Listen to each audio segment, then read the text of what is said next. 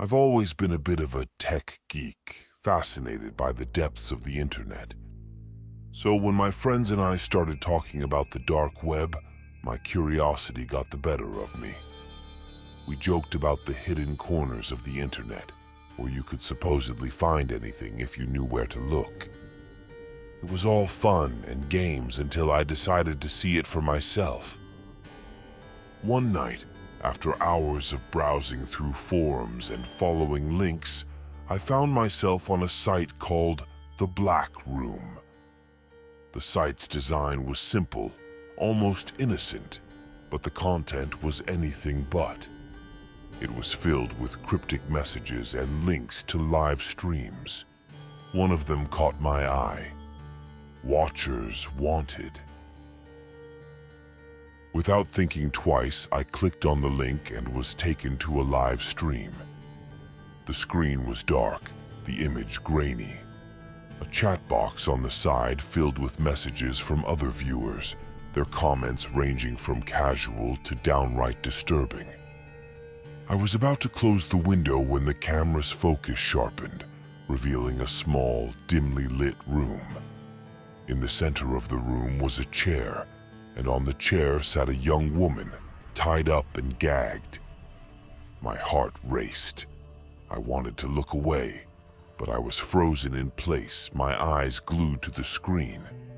The woman looked terrified, her eyes darting around the room as if she was searching for a way out. The chat box exploded with excitement, but I felt sick to my stomach. This couldn't be real, I thought. It had to be some kind of sick joke. Suddenly, a man wearing a mask entered the frame. He moved slowly, deliberately, as if he knew he had an audience.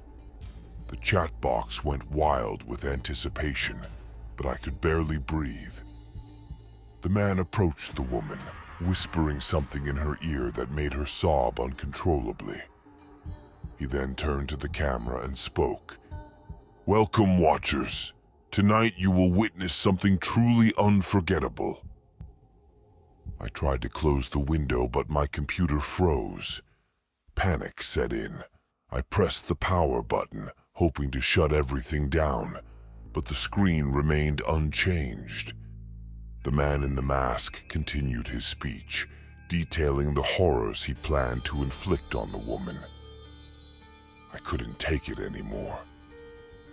I ripped the power cord from the wall, plunging my room into darkness. For a moment, I sat there in silence, my heart pounding. I tried to convince myself that it was just a twisted prank, but deep down I knew it wasn't. I had seen the fear in that woman's eyes.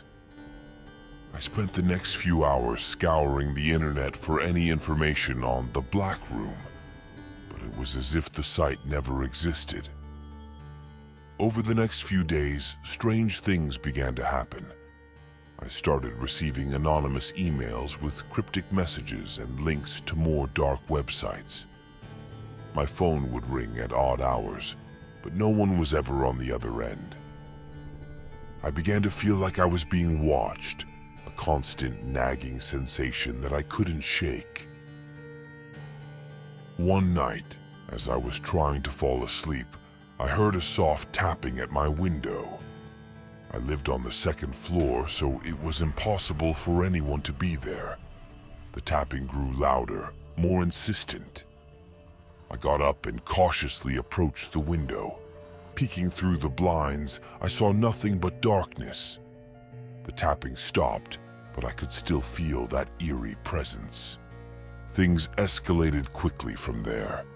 I started seeing shadows moving in my peripheral vision, whispers in the silence of my home. My friends noticed my paranoia and tried to reassure me, but I knew what I had seen. One evening I came home to find a note on my bed. "You should never have watched." Terrified, I packed a bag and left town, staying with a friend in another city. But the feeling of being watched followed me. I barely slept, jumping at every noise, every shadow. One night, I woke up to find my friend standing over me, his eyes glazed over, whispering, "They see you." I left his house immediately and drove for hours, not knowing where to go. Eventually, I found a small motel and checked in, hoping to finally find some peace. But as I lay in bed, trying to calm my racing heart, I heard the tapping again, this time at the motel room door. Gathering every ounce of courage, I approached the door and looked through the peephole.